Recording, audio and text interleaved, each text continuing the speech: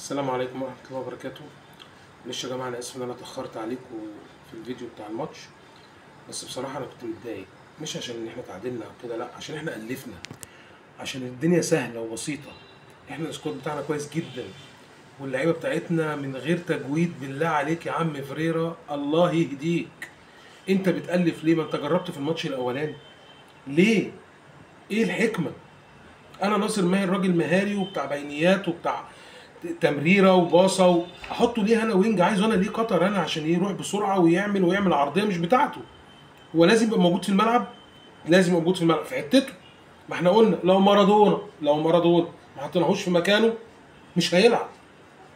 احنا نكسب بسهوله امبارح، وفرقتنا كويسه، والجمهور رايح بيساندك.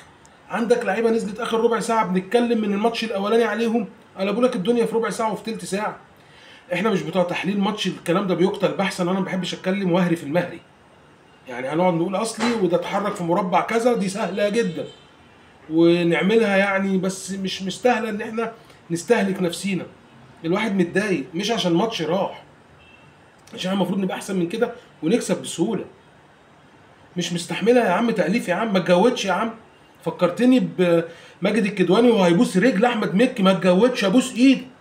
معناش برشام سيوله يكفي. ليه من الاول نبدا نخرف؟ ماتش مضمون، ومحدش يقول لك بقى ما تقطعوش في فرقه، واحنا ما بنقطعش في الفرقه وبنساندها بكل ما ربنا ادانا من قوه وعزم. لكن بنجود ليه؟ بنألف ليه؟ انا استبعد شيكوبانزا ليه؟ ليه انا ما نزلش البرازيلي من اول ما انا شايفه في التدريب؟ ليه؟ ليه انا مصمم على دونجا؟ ليه مصمم على سيف جعفر؟ يعني انا عايز افهم، مثلا مضاد حيوي كل 8 ساعات اجباري لازم اخده؟ مش طبيعي يعني بصراحه اللي بيحصل. ايه لازمتها؟ 3 بونت في ايدي، دفعه معنويه اهم من 3 بونت، ده الدوري لسه طويل، وهنكسب وهنتعادل وهنخسر، والفرق اللي قصادنا والمنافسين كذلك. بس ليه بجود؟ انا ليه بألف؟ ليه المدربين دايما فيهم الحته بتاعت انا عنيد، انا عايز امشي اللي في دماغي؟ يا عم انت ربان السفينه، بس ما تغرقناش عشان ما نرميكش في الميه. الصلاه على النبي، ايمن الرمادي جاهز بره بالبدله والقميص وبيغيره قاعد لكم. بلاش كده. امبارح هنكسب بمنتهى السهوله ونيسر. وبعدين انا عايز اعرف، يعني عايز اشوف جمله متحفظه في الملعب، مستنيها من المنتشر اللي قدام. مفيش حاجه متحفظه في الملعب وساكتين، مفيش جمله متحفظه، ما بننفذش حاجه معينه. ليه؟ الونش ما شاء الله رجع مستوى، بنتاج ما كانش في مستواه. حسام عبد المجيد امبارح كان كويس، يعني تقريبا هو غلط في لعيب كويس. دونجا انا عايز اعرف اللي في دماغه فيه عنكبوت معشش في المخ، ما بيدوش فرصه يفكر. سيف جعفر كذلك. يا عم سيف جعفر يلعب على قد امكانياتك، لا انت انيستا ولا انت تشافي. يعني انت الحقيقه تحمد ربنا انت رجعت الزمالك. ما تسهلوا كده وما تضايقوش الجمهور، اكسبوا. انا مش هحلل الماتش ومش هتكلم غير الكلمتين اللي انا قبليها بفيديو قلنا يا جماعه موتوا نفسكم، يا جماعه ما تخذلوش الجمهور، يا جماعه نبوس ايديكم. مش كده. اللي يأثر يطلع ما يلعبش. عندنا دلوقتي الحمد لله بديل واثنين وثلاثه وكلهم احسن من بعض. هو ده الدباغ يبدا. احنا ما بنمشيش كلامنا على حد، ولا بنمشي كلامنا على مدرب، بس اللي شايفينه بعيننا منطقي وعارفينه من سنين السنين هو اللي يمشي بمنتهى السهوله. نبسط الدنيا.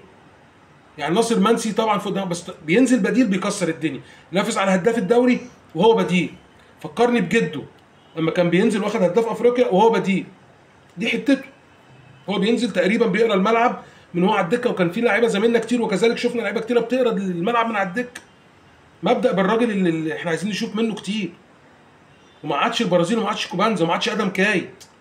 بلعب بيهم لعيبه كويسه وصغيره وقويه وما شاء الله حيويه جدا وفت واقفين على رجليهم. ولا هي ان اسماء الا سميتموها اعلوا هبل. عبد الله السعيد ما يلعبش اخر ربع ساعه تلت ساعه اخره، كتر خيره ويشكر، بس هو اخره تلت ساعه ونص ساعه بالكتير قوي، وما ينفعش يلعب في الحته دي، ما ينفعش يلعب 10 بصراحه. يعني ماتش وراح لحاله، بس نركز شويه واللعيبه. يعني مش عايزين نهتف هتاف يعني تقلل الفرقه الثانيه في اول ماتش.